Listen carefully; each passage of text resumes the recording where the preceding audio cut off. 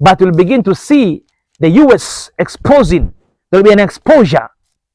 Things which the governments were hiding, things which scientists were hiding. I saw even medicines which were hiding. I saw even systems were hiding. Now, another scientist got pregnancy of the truth, and they begin to release the seed. And I saw people being sued because of HIV, because just it was like a syndicate.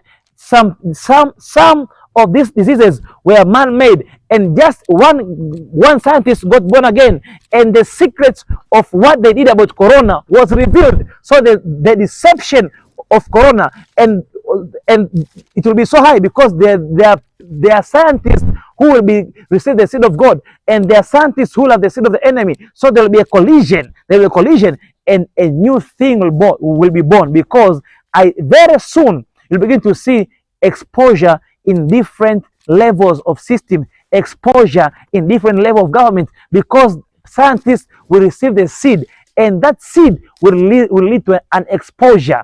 Different things in different angle, there will be an exposure in different things, and this thing will raise a level of hunger and demonstration, and will bring a lot of awe in this world. I saw CNN giving exposure. I saw BBC. I saw exposure in Al Jazeera. I saw different exposures in different worlds.